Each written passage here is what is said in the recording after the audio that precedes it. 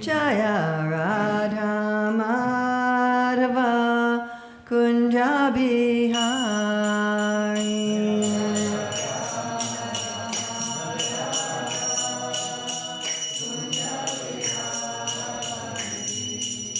Gopi Jana Balaba Giridharadari.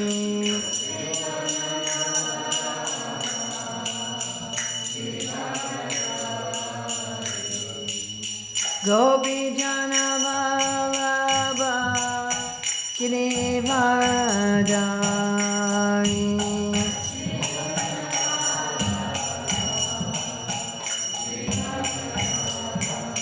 Yasodanandana Braja Janaranjana.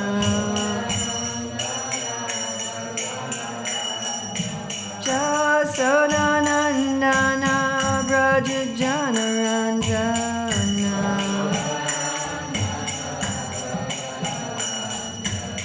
Yamuna Tiravanachari.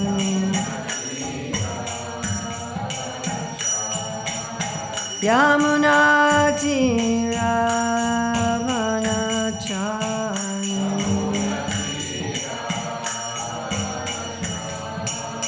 Jaya Radha Madhava Kunja Bihari.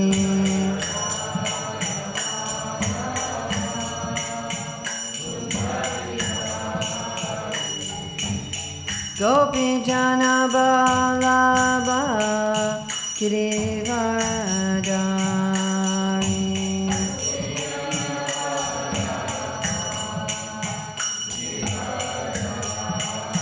Yasodanandana Braja Janaranjana.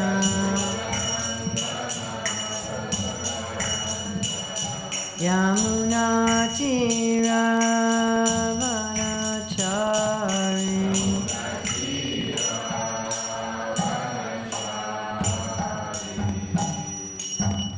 Jai Om Vishnupad Paramahamsa Parivrajagacharya Vasatara Satyashi Srimad is Divine Grace A.C. Bhaktivedanta Swami Maharaj Prabhupada Ki Jai.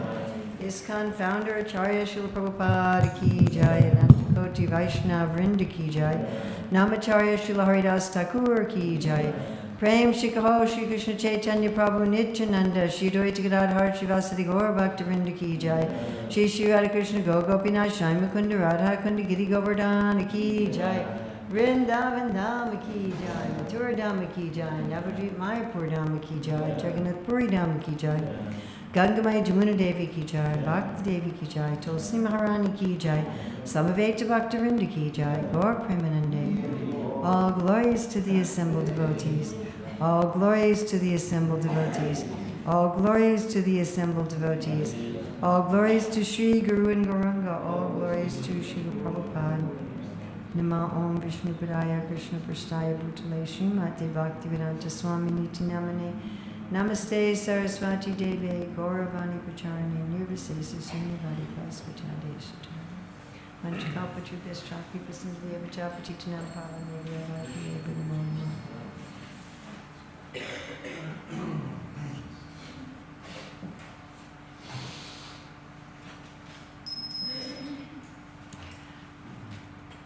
So if you can imagine that your daily life has come to include all the activities you've always dreamed of, that you love the work you're doing, what you're producing, and you're making a meaningful contribution, that you have the types of prosperity that enrich you and that you joyfully share with others. So this is the concept behind Career Dharma, and we look at identifying our ideal career field and prosperity type, learning the secrets of making our work deeply meaningful, progressing toward dharmic mastery, and then the whole system for peace and prosperity. Maybe we could bring the flip chart back in here. So again, we're looking at 9 principles of Career Dharma. And if we could all read these with me. Connecting our nature with our livelihood. advancing through life while nourishing our nature, extended our prosperity to others, ethical and meaningful work of value, delight in cherishing our prosperity and field of work, having celebrations of the sacred in our life and work, above the shades of ego, maintaining societal balance, cooperation between the fields and competition within the fields, all-inclusive sustainable prosperity. And at least in English, when you put this together, you spell career Dharma, which is very exciting. So the classes that we did in depth the last 2 days, I'm going to go over that material extremely quickly.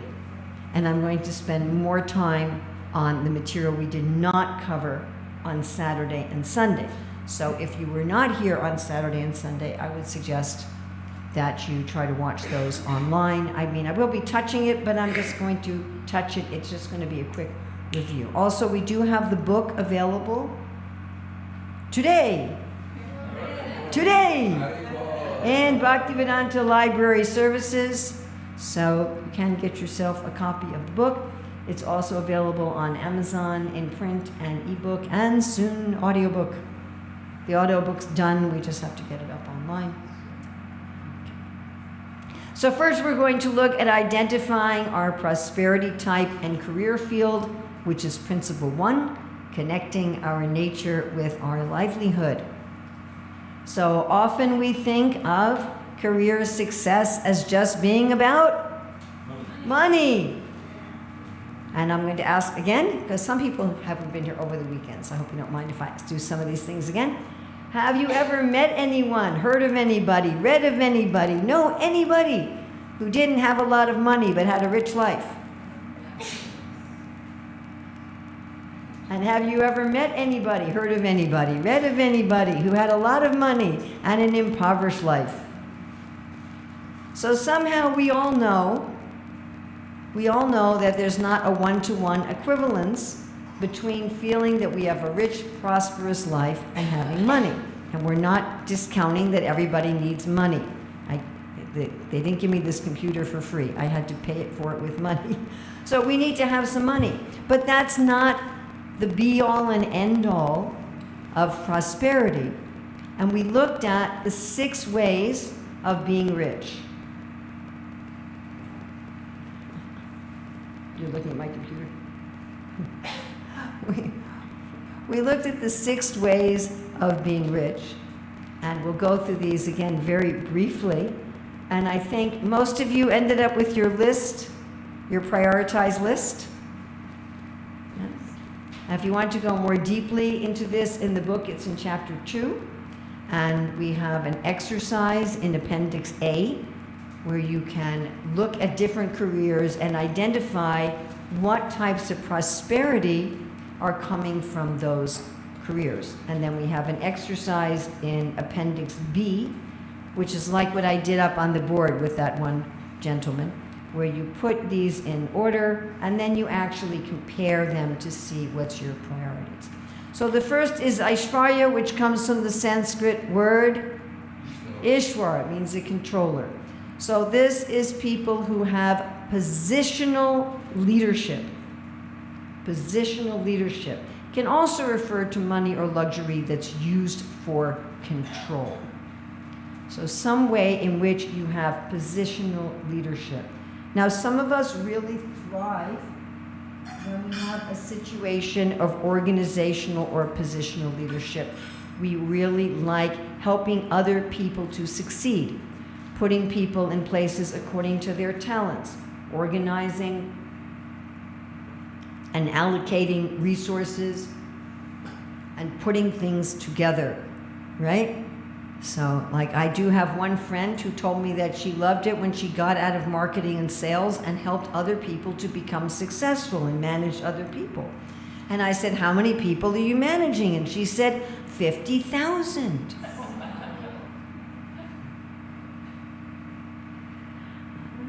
So that's something that really makes some of us feel very prosperous. Wow, I'm actually helping to organize all, and other people don't like this. Other people want to just manage themselves. And I know of people who, when they're put in a position of management and leadership, they actually become ill and exhausted. And so if you can think, when you've had this kind of situation in your life and when you haven't, and what are the effects on you? What happens in your life when you have this and when you don't have it?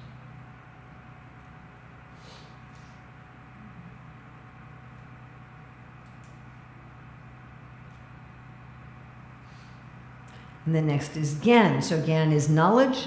So a lot of us want jobs that fill us with constant learning. We're insatiable curiosity people, and if we're not constantly learning things in our job, we feel like we're just drying up. There's other people who don't want work like this. I've given in-service training to teachers who say, why do I have to keep learning? I already know all the skills I need from my work.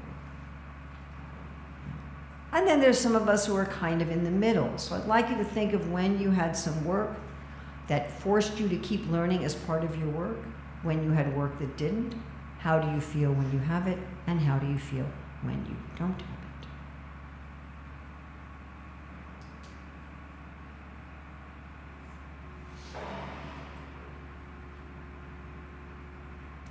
And the next is Virya. So this is health and strength.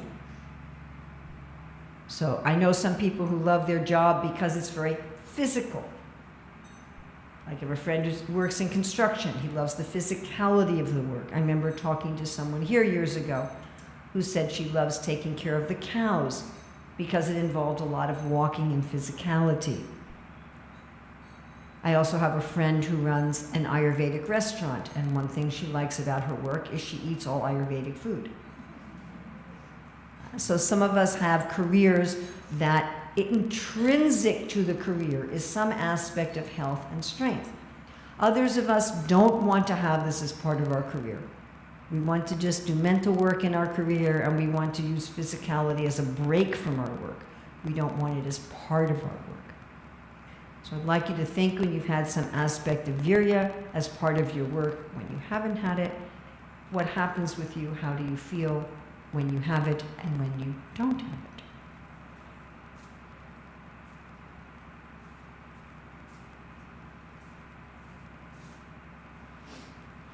And the next is Shri. So Shri applies to, it really means kind of glittery splendor. And it can really be talking about any kind of beauty. So this can mean visual beauty, auditory beauty, olfactory beauty, tactile beauty, beauty of nature, and it can also refer to charismatic leadership, which is different from Aishvarya, which is controlling leadership. So some of us really want Shri as a part of our work. Maybe we like to work outside in the garden with nature. Maybe we like to do a lot of work with music. Maybe we want to work with perfumes. Maybe I have a friend who weaves and dyes textiles. Or maybe we want some position of charismatic leadership where we're influencing others and guiding others, although we don't have any positional authority over them. And then some people really do not want this as part of their work. They just want to be practical, and they find having to deal with Shri as an annoyance. And of course, there are people who are sort of ambivalent. If you can think of any time you had any type of Shri in your work, when you've had it, when you haven't had it, how do you feel when you have it? How do you feel when you don't have it?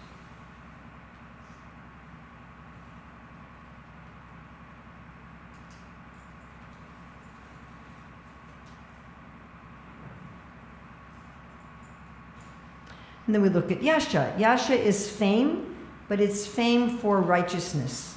It's not just fame. Yasha is actually a person who's the child of Kirti and Dharma, talking about someone because they're righteous. It implies that you have a supportive community as part of your work, that you're working with teams who are appreciative, who acknowledge other people's work. They're not just task-focused. And there are many people who only thrive with Yasha in their work. I know of some people that if you ask them to get something done on their own, they find it difficult to be productive. But when they're part of a supportive team that's really acknowledging each other and admiring each other, then they can immediately be very productive. And other people don't want yasha as part of their work. They want to work alone, or if they're working with a team, they just want it to be completely task-focused, and they want their socializing to happen outside of their work. They want there to be a clear demarcation, and other people are more ambivalent. I know when I taught this in Zurich, actually one of the organizers of the program came up to me afterwards and said, I realize that without yasha, I really can't function in my work. So I'd like you to think about when you've had this as part of your work, when you haven't had it, how do you feel, what happens in your life when you have it or when you don't have it.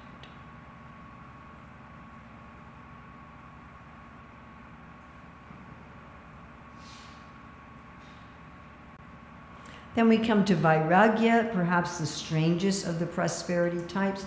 It literally means without attachment. And sometimes people think that's kind of an anti-prosperity, but it is a way of feeling rich for some people. Freedom and equanimity. So this may involve jobs with a flexible schedule, a job where you can ride a bicycle to work and you can have very minimalist lifestyle. Maybe a job where you're always traveling, living out of a little suitcase. Maybe a job where you're very detached from the social and emotional aspect of life. Something where there's a tremendous amount of freedom and equanimity and detachment. Now again, some people don't want this as part of their work. There are some people who really want security and stability and a regular schedule, and they're not really into a minimalist lifestyle. You know, they want to have a house with a bookshelf on every wall and beautiful sculptures in their house and things of this nature. And this is not the way that they want to live. Going through everything and ending at 9, my ability to really take questions and discussions for this is going to be extremely limited. So I tried to do that more on the weekend, and especially yesterday I left a whole half an hour for discussion. But unless it's something like really like intense, I don't have time today, I'm sorry. So I'd like you to think of when you had that and when you didn't have it in your work. How do you feel what happens to you when you have vairagya, and how do you feel and what happens to you when you don't?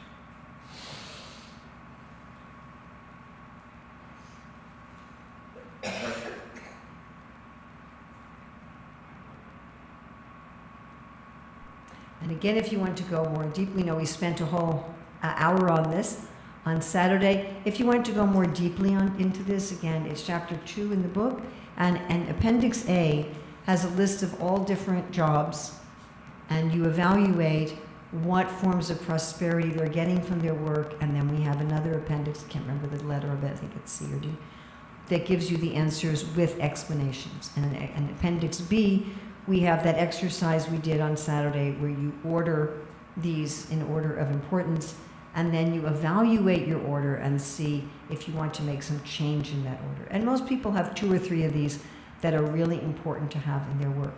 What's interesting about the prosperity types is you can have careers that look very different from each other, but are giving you a similar type of prosperity. And I gave the example on Saturday of the traveling musician and the national park tour guide, right? He changed from one career to the other, but he was getting the same prosperity types in each field, in each work. So then we looked at work according to the 4 fields, which we have up here on the flip chart. And we asked that even those of you who know the Sanskrit names for these, that you sort of put that aside, since we may have prejudices or misconceptions about these. This is a verse in the Bhagavad Gita that the Supreme Lord has divided all the different types of work into these 4 fields. And my co-author, Dr. Ruchira Datta, and I spent a lot of time really meditating on and studying and researching what was the reason. Why take all the different kinds of work that you can do and put them into these 4 categories? Now, one reason is that these categories are stable. They always exist in human society. There are always jobs in these 4 fields and always people with the temperaments of these 4 fields, whereas specific careers come and go. Like there was no software engineer job 200 years ago, right? And there aren't that many jobs being a blacksmith at the modern time. But these 4 fields are stable. The other main reason is that the Dharma or the value of these fields are different from each other. And it is in this way that the Vedic wisdom gives some benefit to society that, as far as we know, is not available any other place. Generally, if people talk about work ethic or ethics in work or having values of work, they speak about it monolithically, as if work ethics and work values were the same for everyone, regardless of what they do. But according to the wisdom literature of the Vedas, like the Srimad Bhagavatam and the Bhagavad Gita, that is not the case. The Dharma for each of these fields is different from each other. They have some Dharma in common, which we will also cover, but they also have distinctly different Dharma, and there's distinctly different temperaments of people that are suited for each of these fields. Now, unlike the prosperity types, in which case we probably have 2 or 3 that are very important to us, we will only be in one field. We will only be in one field. We will only be in one field. We will only be in one field. Can I be in 2 fields? No.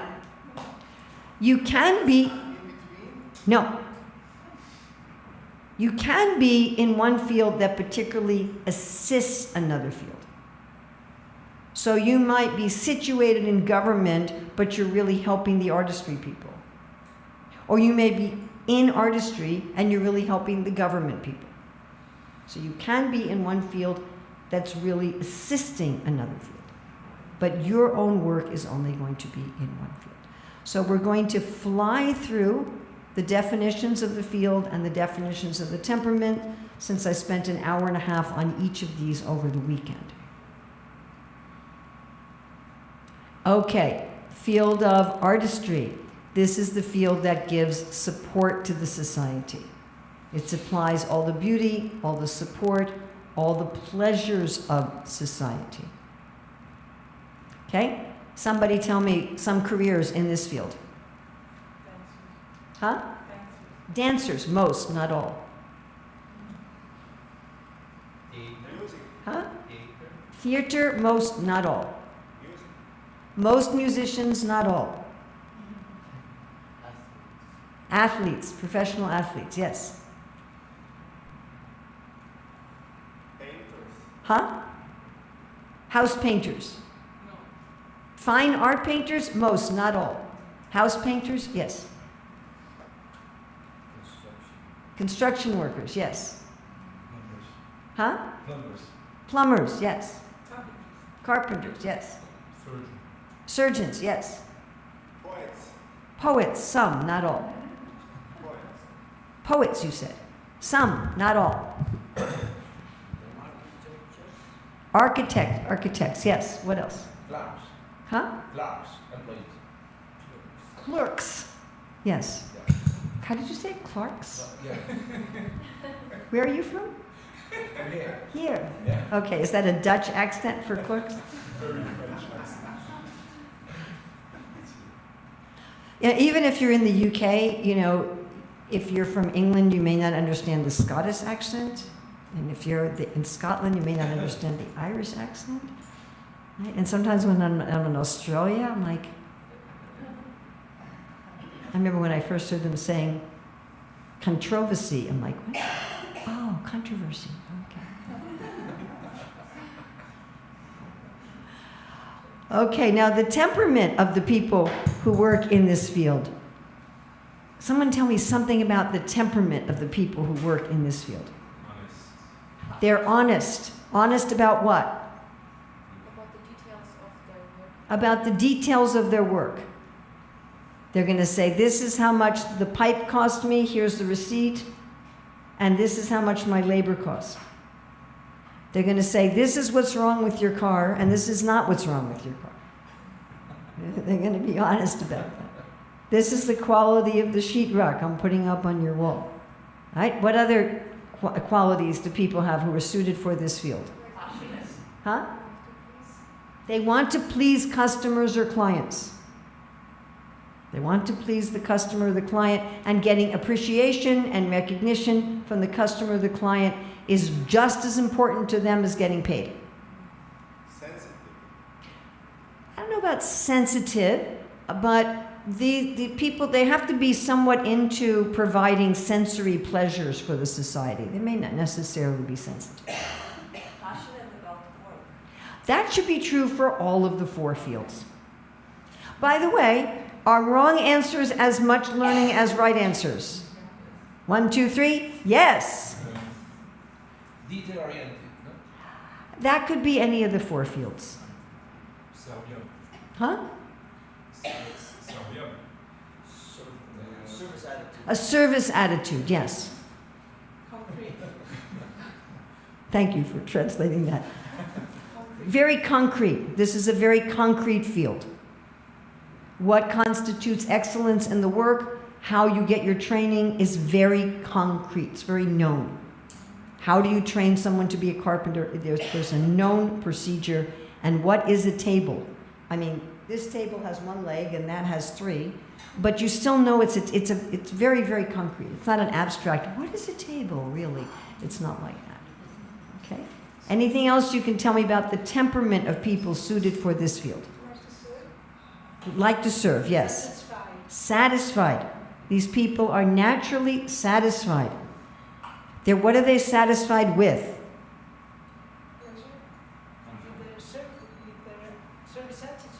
They're satisfied with their service attitude, but also Simple pleasures. simple pleasures, yes, simple pleasures and comforts of life. These people, they want a comfortable home, good food, nice clothes to wear, loving people in their life. And if they can have that, and they can hone their craft or their service, they're getting appreciation, they're paid a decent wage, then they're not ambitious for more than that. I mean, they might not mind if they got a lot of money, but it's not something they're going to be working hard for. You follow? So in that sense, these are very satisfied people. Okay? And what are the questions they ask about their work? Are you happy? Is it useful? What are the questions they ask about their work?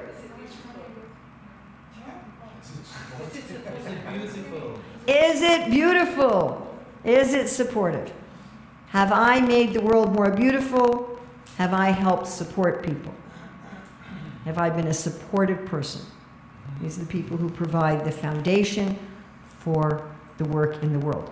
And if you go to people who are working in this field and you say to them, thank you for making the world more beautiful, or thank you for making the world work better, they will be very, very happy. Because this is how they evaluate their work. What are they willing, those who have dharmic expertise in this work, what are they willing to sacrifice for?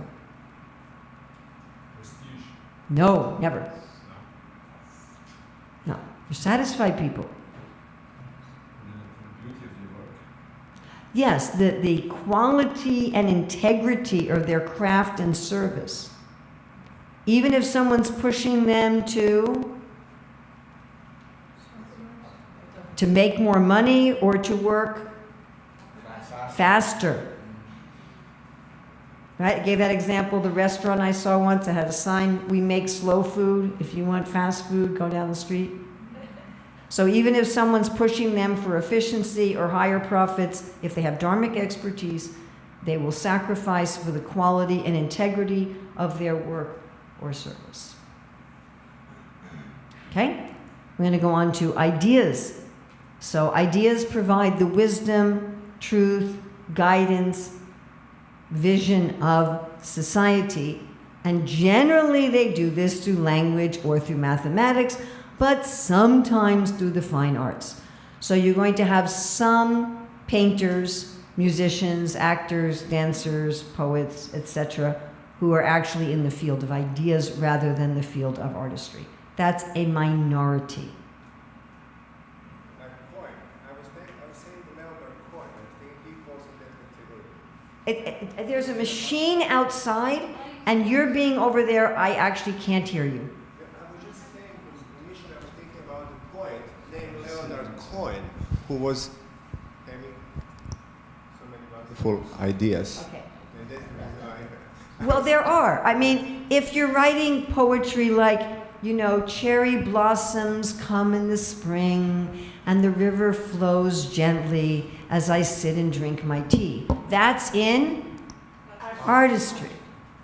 But if you're writing poems about philosophy and wisdom and truth, that's ideas. So most, you know, and if you look at like writers, so if you're writing, again, books on philosophy, wisdom, guidance, help, that's ideas. If you're writing, you know, romance novels and detective novels and the biography of Donald Trump or Elizabeth Taylor, that's in artistry. Okay, so what other careers are in ideas? Teachers, unless you're just teaching people how to change your tire. Okay, but if you're actually teachers, yes, what else? Scientists. Huh? Researchers, yes? consultancy. It's really hard to hear you from back there. Consultancy, you said. This is the last time I'm sorry, it's just that there's a machine outside. So it's really difficult. It depends what you're a consultant about. So if you're a business consultant and you go into businesses and you're trying to teach them how to make more money and how to deal with their market, then no. Okay. Any other careers in this field? Astrologer, yes. Huh? Philosopher, yes.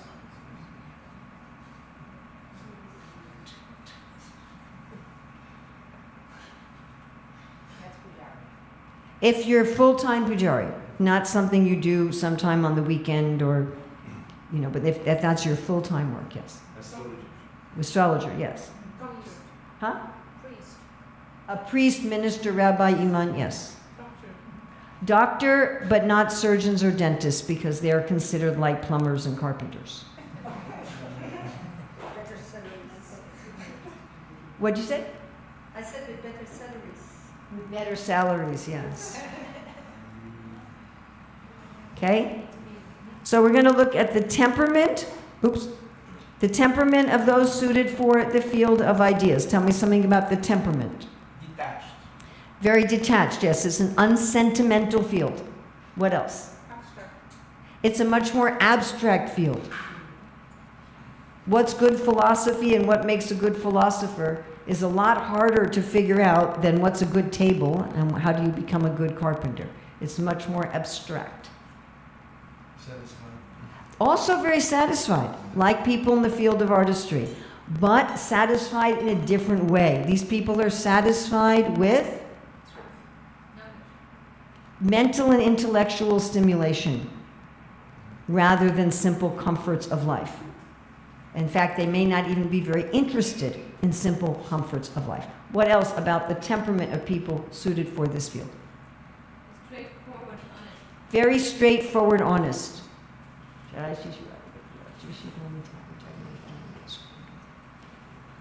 So unlike the honesty of artistry, where they're trying to please the customer, the honesty of ideas is I'm going to tell you the truth for your ultimate benefit, even if you don't want to hear it right now. You know, if you don't lose weight and stop smoking, you're going to die from, you know, I'm going to tell you something that you don't want to hear necessarily in a very straightforward way. Any other ideas about the temperament of this field? They're often systems thinkers, yes. And they're looking at systems not to control them, but to give guidance. You see multiple realities. Often can see nuances and see things in context because it's a very abstract field. Yes. What are the main questions they ask about their work? Is it true and is it wise? And if they have dharmic expertise, what are they willing to sacrifice for? Objective truth. Objective truth. Are all the intelligent people in the world in this field? No. Are there intelligent people in all four fields? Yes. But you do tend to have the intelligentsia, and the scholars tend to be in this field. And are all the jobs in this field intellectual jobs? Are they all intellectual jobs? No. There are many jobs in this field that are not intellectual jobs. You could be a teacher of 6-year-old children and not be an intellectual, and you would be in this field. I just can't. I can't. I just can't. I can't. I don't have time. I'm sorry. It's about Dharmic. Prabhu, I can't. I can't. I'm sorry. If you want to know what I mean by dharmic expertise, please see the video of the class I gave yesterday morning. What I'm teaching right now, I taught in depth on Saturday and Sunday. So each of these points I spent an hour to an hour and a half on that I'm now running through in 5 minutes. And so you can look back there and you can read the book. I'm sorry. This is a summary. And I'm supposed to end at 9. I probably will end at 9:05 as it is. Okay, we're looking now at the field of resources. Can you tell me this is the field that provides all the resources. They provide all the raw material for food, construction, clothing, medicine, and so forth. Can anyone tell me what careers are in this field? Business, if you're running a business, yes. Not a little tiny business. Like if you're a potter and you have a little shop to sell your pottery, that's in artistry. Right? But this is if you're really running a business. What else? Farmers? Yes. If you own the farm, not if you're picking the apples. What else? Textile,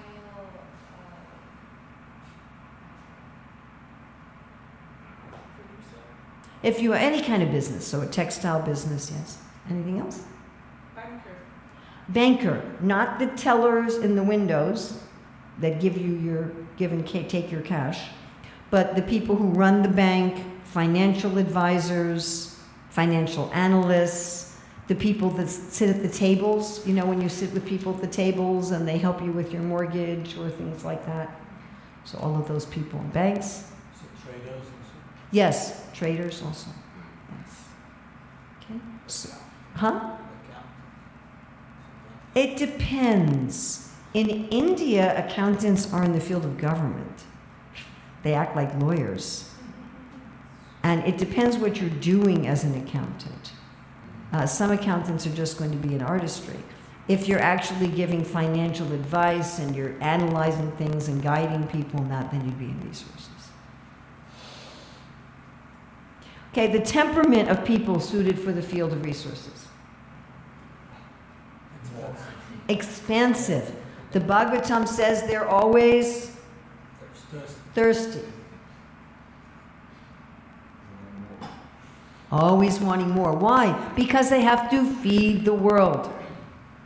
They have to clothe the world. They have to house the world. They have to be expansive.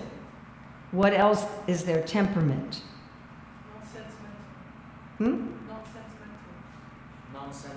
Non-sentimental, yes, it's an unsentimental field.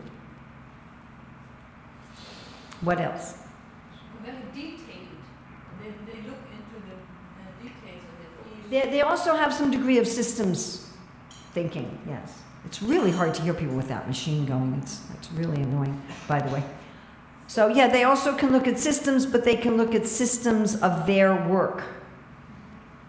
You know, if they're a textile manufacturer, they're going to look at the systems related to, you know, where's cotton growing and what's the competition from linen and what's the competition from wool and what different kinds of cotton and how is it being shipped. So like that, they have that kind of systems thinking. What else is their temperament? Being practical, Very practically, it's an unsentimental field, yes. competitive, Well, we're going to talk in a few minutes about competition in general.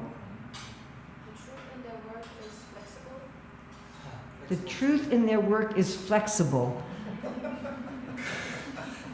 That's one of the most diplomatic ways of putting that they're diplomatic that I have so far heard. Yes. It's not a field of honesty, it's a field of diplomacy. So you don't go into business, the businesses you go in, they don't say, this was our cost for this item. They don't say, this is how much we paid for the pipe, and this is how much we're selling it to you for. Whereas in artistry, they say, I paid 20 euros for the pipe and I'm selling it to you for 20 euros and I'm charging you for my labor separately. And advertisements are certainly not completely honest. Right? I guarantee you if you buy that toothpaste, it doesn't mean you're going to get the beautiful girl. Oh, are you using that toothpaste?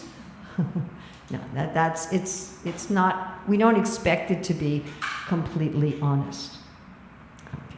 Anything else you can tell me about the temperament? The focused and a bit more concrete.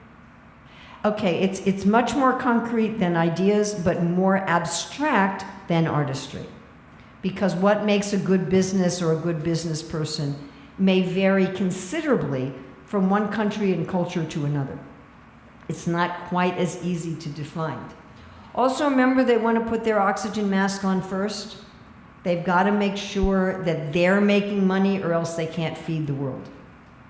And they have to make sure there's a profit. Remember, these people certainly are generous, but they want to take care of themselves first. And remember, this field provides most of the employment, pays the bulk of the taxes, the bulk of the charity, and so forth. And what are the questions they ask about their work? Is it enough? Is it sustainable and regenerative? And this ties into profit. You cannot have a sustainable, regenerative business unless it's making a profit. You cannot give away all of your seeds. You have to save some to plant the next year. Okay, last one we're looking at is government. So government provides for justice, fairness, morals, ethics, protection, provides infrastructure. Each of us aren't going to go out and build our little piece of the road. You know, they're going to make the roads, the schools, the hospitals. They're going to provide all the things it's hard for people to provide for themselves. And this includes not just political governments, but also landlords who have like a little tiny government of their apartment complex, and also what we call non-government organizations that actually provide government-type services, or things that aren't related to a particular country like NATO and Interpol and the United Nations and things like that. So what are some careers in this field? Police, firefighters, managers of what? Business manager. Absolutely not. Business managers are in resources. Yes. Excellent. Thank you. Do we learn as much from wrong answers as from right answers? Yeah. Yes. Woohoo. So yes, these people are the leaders of society.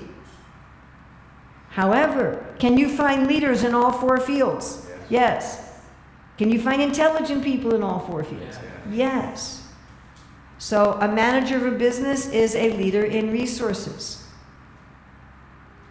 A coach of a football team is a manager in artistry. Someone running a school or a simple temple is a leader in ideas.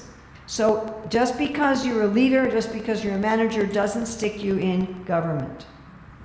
Although everyone in government is some aspect of a leader, even your police officer, right? You see they have some aura of authority that they're carrying as doing government work. So everyone in the field of government has some aspect of leadership, even if they don't have so much of a positional leadership or a charismatic leadership. They're leading society. Okay, any other jobs in government? Yes? A firefighter. And I just want to add that the jobs don't make the varna of the person, Yes. sorry, the Sanskrit, but Yes. yeah. So, Because last time there was some confusions around that, I yes. noticed. Okay, so that's why we distinguish the work and the temperament. So what's supposed to happen is your work and your temperament. That's our first principle. Your work and your temperament is supposed to match. But it might not in our modern day and age. So you might have the temperament of ideas, but you're working in artistry. If you're working in artistry, you're not in the field of artistry by temperament. And you're going to, which we'll talk about in a moment, you're going to cause chaos. Like if you stick, you know, a lung cell in the heart, it's going to cause chaos in the body. It's going to cause a problem in the body. Okay, any other jobs in the field of government? Lawmakers, yes. People in the Senate, the Congress, the legislature. Any army? Anything in the military, not the cooks in the military, but anybody fighting in the military. Elected politicians.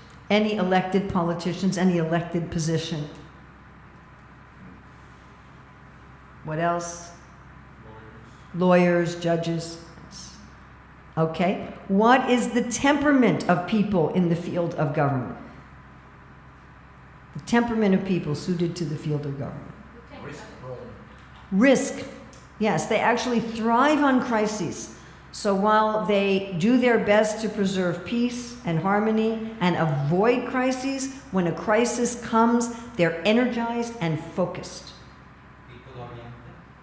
They're very people-oriented. They like to serve people, but they serve people not like an assistant, like in artistry. They serve people more like a parent who says, you can't have your ice cream till you eat your broccoli. Whereas in artistry, oh, you want ice cream, here's your ice cream. Okay, what else can you tell me about the temperament of people suited for this field? Protective. Just, What? maybe Just. expensive. Expansive. They want to protect a lot of people in a big way. Tend to be more hierarchical, yes. More abstract More abstract than than artistry. artistry and government, less abstract than ideas. Yes. This is also a field of diplomacy. Think about a diplomat. If you're not diplomatic in the field of government, you are going to start a war. Okay, this is not a field of straightforward truth. What are the questions that they ask about their work? Is it just? Is it just and is it? Honorable. And they're willing to sacrifice for fairness, justice. And people in this field are literally willing to sacrifice their eyes and their arms and their life for the sake of justice. All right, now Krishna says twice in the Bhagavad Gita, don't do someone else's work. Do the work that matches your temperament. If you have a temperament of resources, work in resources. You have a temperament of government, work in government. Don't go into someone else's path. Don't pretend to be someone you're not. And the Bhagavad Gita, Krishna says, if you do someone else's work, your work will become a bhayavaha. Your work will become a vehicle of fear.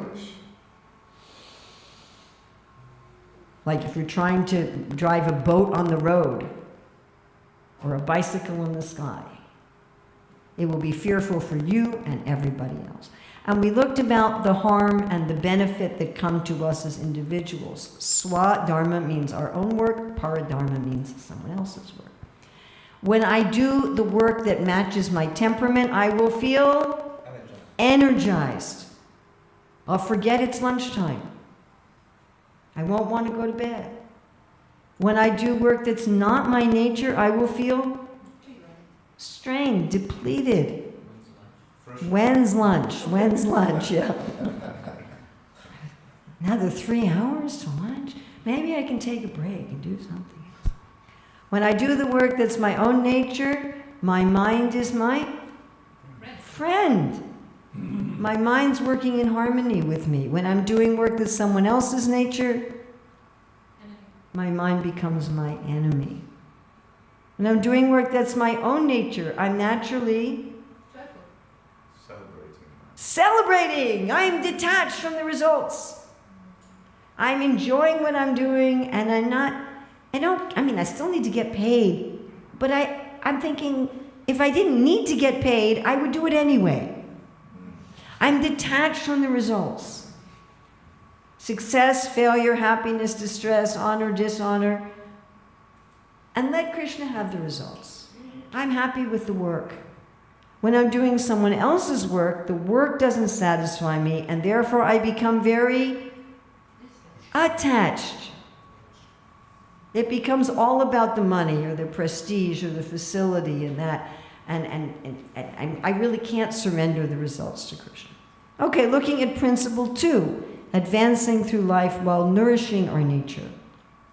So there's a difference between having dharmic expertise in a field and an inclination.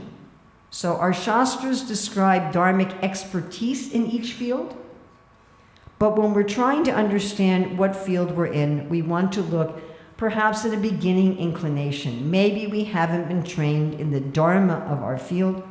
One way we can tell our inclination is that Krishna says our nature cannot be repressed.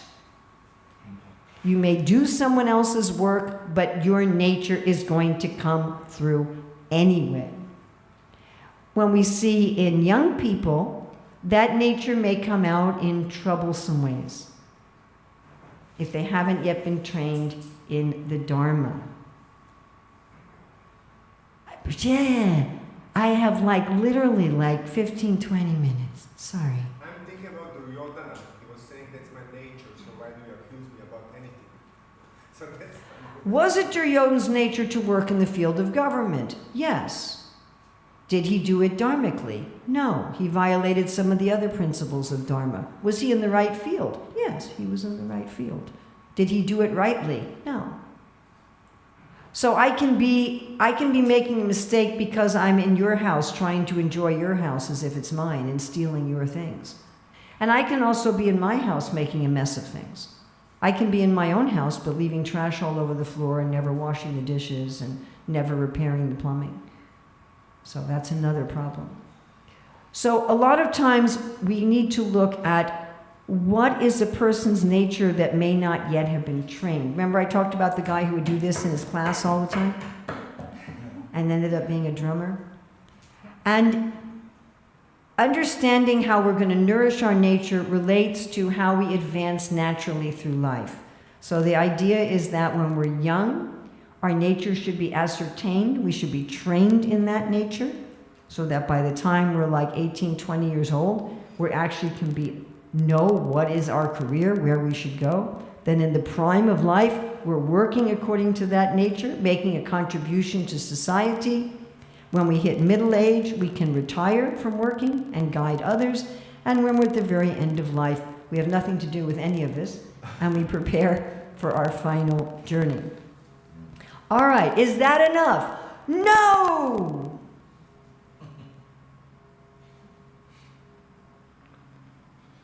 Principle 3, if we want to find satisfaction and purpose in our work, we have to go beyond just being in the right place.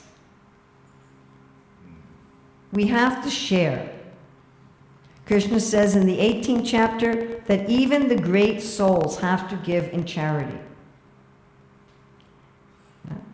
We have to share. We have to have a mood of giving. Now, karmically, how much money we have in our life is directly related to how charitable we were in our previous lives.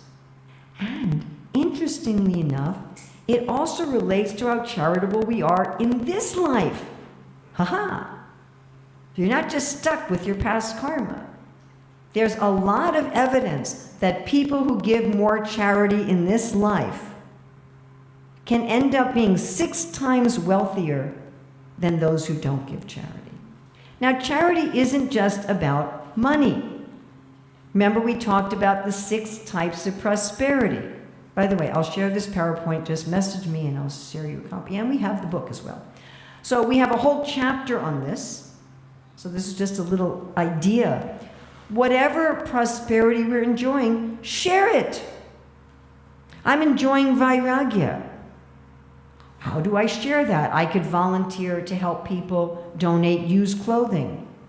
I could volunteer to teach people about forgiveness and equanimity. If I'm enjoying Aishvarya, I can use my leadership ability in some kind of volunteer capacity. Whatever I'm enjoying in my life, I can share that with others. It's not just money. If you don't have a lot of money and you can't give a lot of money in charity, there's a lot you can still give. Without giving in charity, we become very selfish and self-centered. And self-centeredness those people aren't happy in their work. And I always give the example of Christmas. Why do businesses make so much money at Christmas time? Telling you to buy gifts for other people. There seems a kind of illogic with that. The other people might not like what I give them, and I might not like what I get. So why not spend all of that money just buying things that I want? Would that work? If the store said, take the 2,000 euros you've saved up for your Christmas shopping and spend it on yourself. Nobody would do it. We get far, far more pleasure by giving. And we will not find satisfaction in our work if we just make money and use it all for ourselves.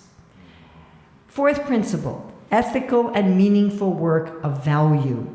Our work needs to be honest. In other words, we should be charging a fair price for our goods and services, and we should be, if we have employees, we should be compensating them fairly as well. We should have fairness and honesty all along the line. And then our work should be providing real value for society. We should be providing something that people need. A lot of the stuff that's provided today, nobody needs at all. Or it's actually harmful, like, say, the tobacco industry. So our work shouldn't be harmful. I don't think we can absolutely avoid harm in the modern society. Somewhere down the road, we're using something in our work that involved some harm to somebody in Africa or China, maybe. But as far as possible, we should avoid being harmful and real value. Now, we can take this, we have a chapter called Esoteric Work of Value. We can have work that goes beyond providing something of value like toothpaste, and we can actually provide transcendent value. And this is such a wonderful thing to meditate on. We can provide value beyond what people karmically deserve. We can be an agent of real dynamic good in the world through our work. And this is something that my co-author and I call the cycle of frustration. That, okay, you follow your Dharma, you get your prosperity, from that you enjoy. But if it's just on the material platform, eventually you'll feel frustrated. And you'll want to change jobs, or you'll want to stop working, and that won't make you happy, and then you're going to go back to your Dharma. But above that is prema, or love. If we work with love for our work, love for the people we serve, or the animals, or the land, love for ourselves, and love for the divine, then we can actually be an agent of dynamic, ever-increasing good for someone, regardless of our job. Another way that our work should be ethical, surprisingly enough, is to work in our own field. As soon as we work out of our field, even if that work is seemingly ethical and honest and providing value for society, we intrinsically create harm in our work. And we talked about all these field crossings. When people with the mentality of resources do government work, they may try to profit out of government.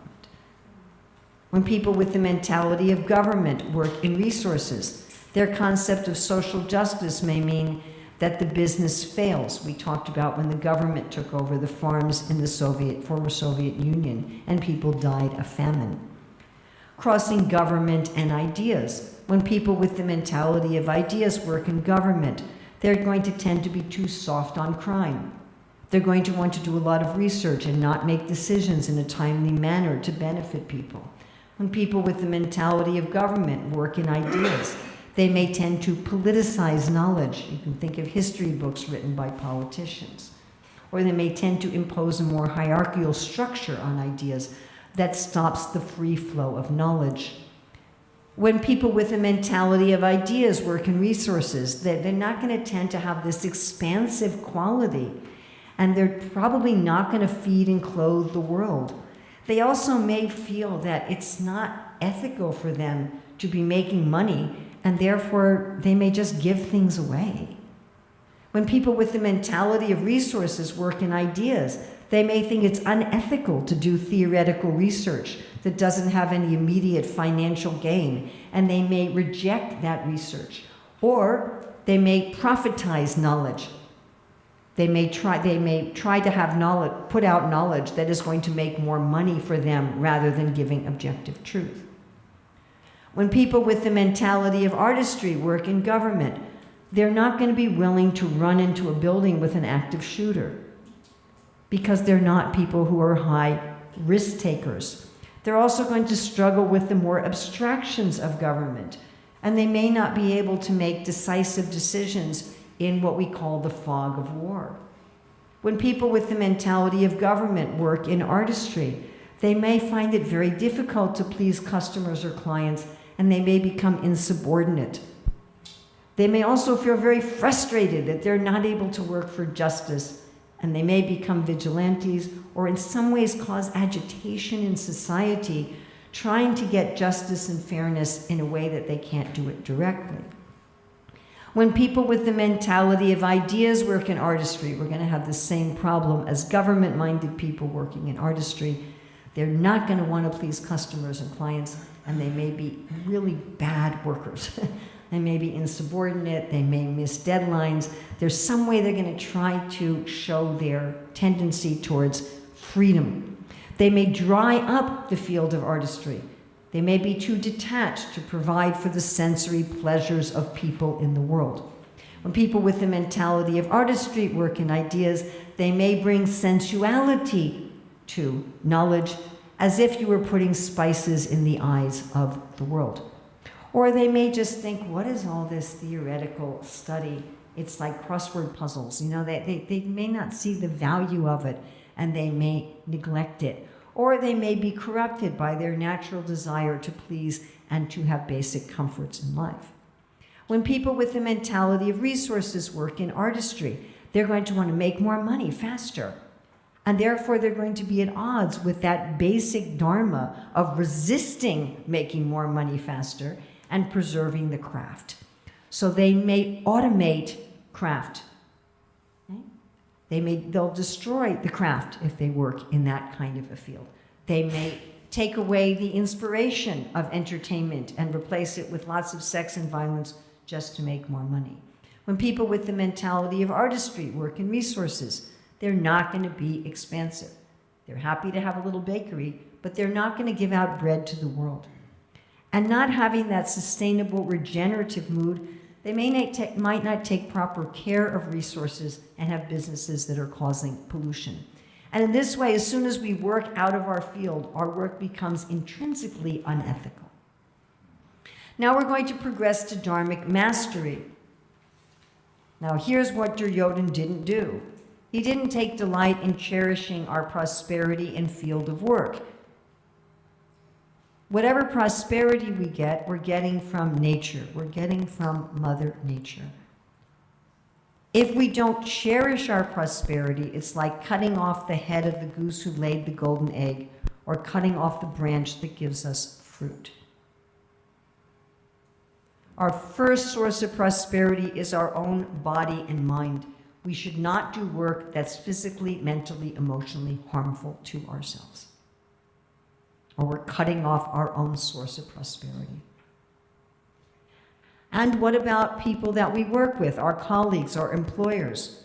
We shouldn't be harming them physically, and we shouldn't be harming them emotionally. We should be taking care. They're also our source of prosperity. This means also engaging them according to their natures. Yeah? And we should be taking care of the environment, which is also our source of prosperity. And then cherishing the integrity of the kind of prosperity we enjoy. Now, if we're going to put this in devotee language, this would mean that we're enjoying our prosperity as prasadam instead of bhoga. So let's say we enjoy yasha in our work.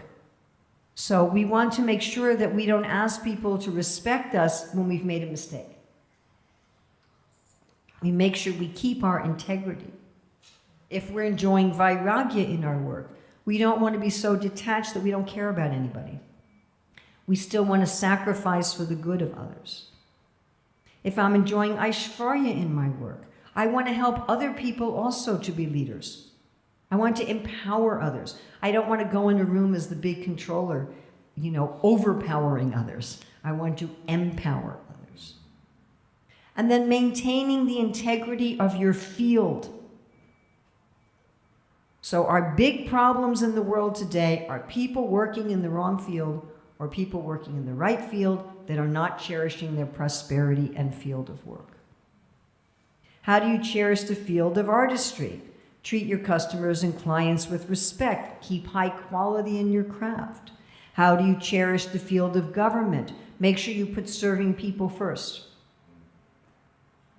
Don't try to make a profit out of government. You're trying to make a profit out of government, you're in the wrong field. Treat all your citizens equally with equal justice. Take care of everyone's needs. Don't have special interests. How do you cherish the field of government? The field of resources, You've got to protect the resources. It's especially the people in the field of resources that have to protect the land, the water, the air, and animals. Make sure your prices are fair. These are the main employers. Make sure you're taking care of your employees. Make sure your financial dealings are honest. The diplomacy in this field doesn't mean you can cheat with money. If you're working in the field of ideas, make sure that truth is applied beneficially. Make sure you're always neutral, impartial, and objective. Be careful that other people can't control you financially to push you to skew truth. Respect other people's expertise in their own level of knowledge. This is a very short list. We have a whole chapter going into, we give historical examples, and we give a lot of references, and we go into much more detail. Principle 6, celebrate the sacred in our life and work. So in the Bhagavad Gita 3:16, Krishna says, Evam pavaritam chakram. Chakra is a wheel, and a wheel is, Prabhupada has a lecture on this. He says this wheel is always moving. So plants and animals take from nature and give back to nature. We have to do it intentionally. Prabhupada says we should pay our electric bill to the sun.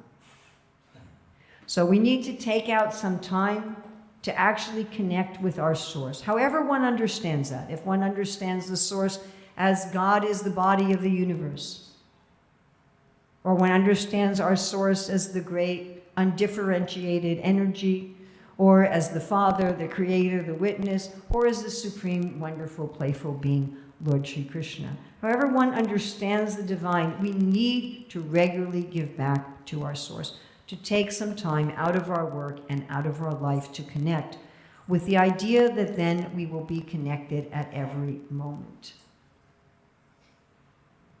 And our last individual principle is that people should work above the shades of ego.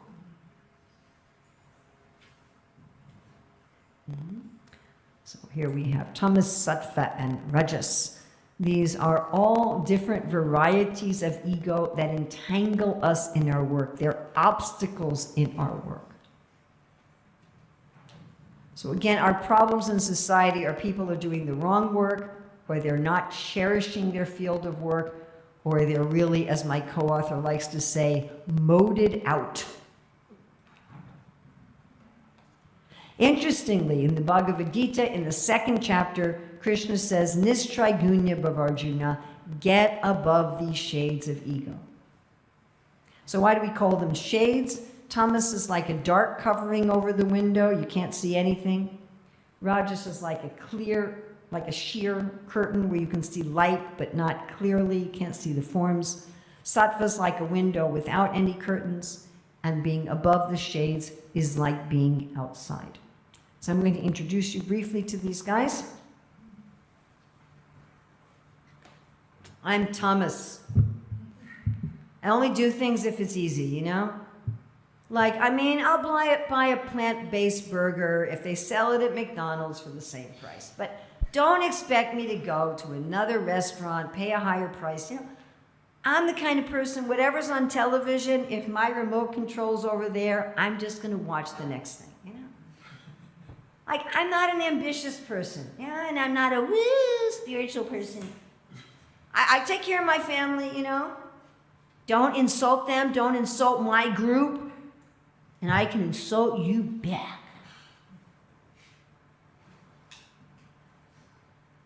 I am rajas. I am righteous. I am hardworking. I am sacrificing. I have built the hospitals, schools, and roads of society. I have provided for the culture of society. You see all my possessions? I've earned every one of them with my hard work and sacrifice. And I will tell you how many hours I worked and how much I sacrificed and how much trouble I went through for all of them. I'm not a lazy person, and I'm not some spiritual person. And someday, my name will be in the history books, and my statue will be in the park. Then we have sattva. I am sattva. I am very spiritual. I am forgiving. I live in harmony with the world because it makes me feel so good inside. I see everyone equally, not like those materialistic people. I'm not lazy, and I'm not ambitious. I have a shelf full of angels and crystals. So we want to be above these shades.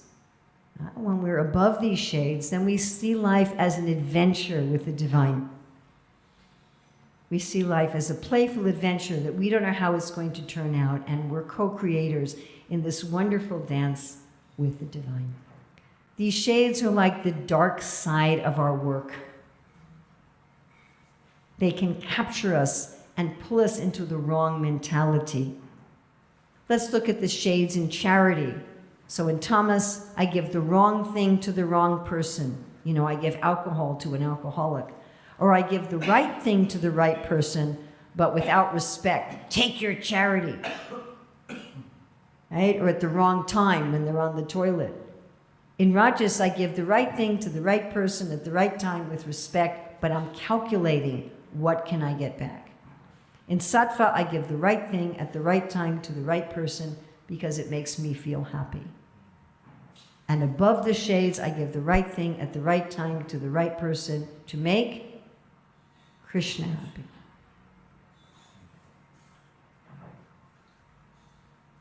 If I'm going to work above the shades, this is Bhagavad Gita 3:30.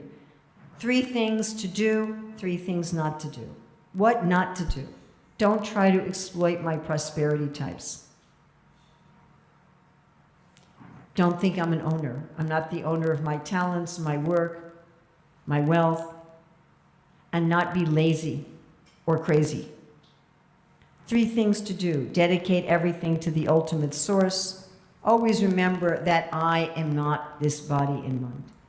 I am not this work. I am not this psychophysical nature. I am a spiritual being and work according to my nature. So now we've looked at the individual principles. Now we're going to look at the 2 principles for society. Very briefly, we have a whole section of the book on this. So principle 8 is societal balance, cooperation between the fields, and competition within the fields.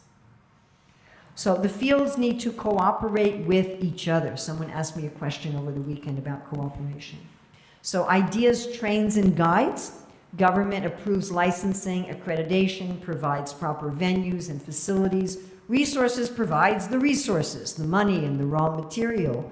Artistry acts as an assistant and also translates things from the other fields into artistic endeavor. Now, it would be lovely if everybody worked in their right field and everybody cherished their field and nobody was under the shades of ego, but that's not always going to happen. So we need some checks and balances. Ideas holds government to the rule of law. Think about the role of a free press. Government, of course, makes and enforces laws. Resources decides how and where they're going to spend their money. Artistry decides what they're going to translate into artistic expression. Now, competition, you talked about being competitive. There should be competition within the fields, but not between the fields. Prabhupada said competition gives life. So we would all like to do our best for its own sake, but competition reminds us of the limits of our abilities, where we can actually push our abilities. It inspires us to try to do better than we think that we can do. Now, this competition should be friendly competition, like a jewelry district or fashion district that benefits both the businesses and the consumer. It shouldn't be trying to erase your competition or be a predator of your competition. It shouldn't be envious. Competition in artistry gives us masterpieces and inventions. Competition in resources gives us better quality of resources, better means of distribution. Competition in government. Think of the benefit that we have of different kinds of government in the world. Often in one country, like India or America, there may be different forms of government in different states, and people can choose what form is best for them. Competition in ideas helps keep the purity of research, science, and religion, and keeps it, how would you say, responsive to time, place, and circumstance.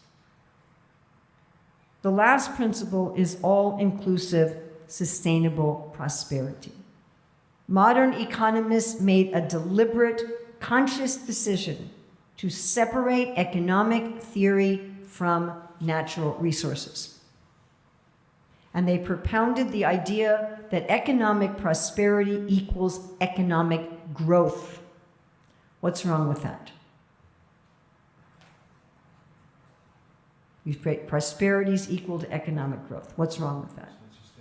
It's not sustainable. Why? Resources are limited. You cannot have unlimited growth on a limited planet. And if we identify economic prosperity with economic growth, we're going to be forcing. We're going to be forcing the land. We're going to be forcing the animals. We're going to be forcing distribution, and we're going to be forcing people. Therefore, our last principle is all-inclusive, sustainable prosperity. Everyone should be able to enjoy their prosperity types, be able to be in their right field of work. We shouldn't have some people with $250 billion and other people who can't eat one meal a day. So we looked at identifying our ideal career field and prosperity type, going beyond that to learning the secrets of making our work deeply meaningful, beyond that to Dharmic mastery, and we looked at the whole system for peace and prosperity, and you can understand why I had no time for questions. So. Thank you, those of you who are willing to stay a little past time to the end. If you would like more information about what we're doing in Career Dharma, you can sign up for our mailing list. We're about to release an audiobook. We'll let you know when that's out. We're also very soon going to release a full online interactive course on Career Dharma. We'll give you notice of that. We also plan to have a course in about a year training people to be consultants and coaches in Career Dharma. We'll let you notice of that. We'll only give you like probably 2 or 3 emails a year if you sign up for this. And if you want to just capture the QR code, you can capture it there. So thank you very much. Anything good in this presentation is due to Srila Prabhupada. Any mistakes in this presentation are mine. Do not even blame my co-author. And I hope that you got some benefit out of this and that you can excuse any of the faults.